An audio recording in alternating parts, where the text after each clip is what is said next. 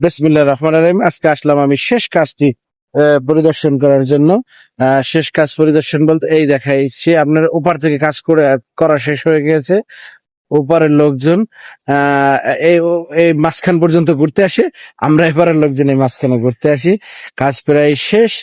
এখন এই মাঝখানে যেটুকু জায়গা আছে এই জায়গাটা আমরা একদিন লাগবে, আমাদের সকল ইন্তজাম করা আছে, শুধু একদিন লাগবে কাজটা শেষ করতে।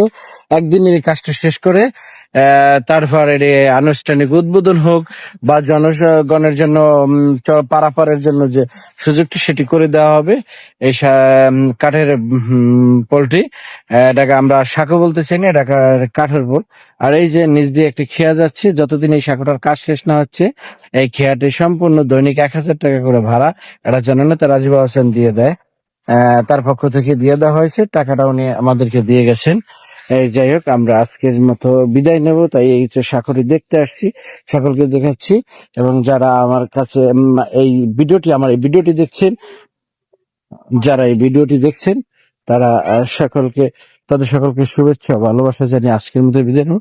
এটি এখন একটি সকল দর্শনার্থীদের জন্য এটা একটা ঘোরারও স্থান হয়েছে। আমি অনেককেই দেখিয়ে পারোপার সব মিলিয়ে এসে বসে থাকতে ভালোই লাগে। সকলকে ধন্যবাদ ও শুভেচ্ছা ভালোবাসা জানিয়ে আজকের মতো বিদায় নিলাম। আল্লাহ হাফেজ।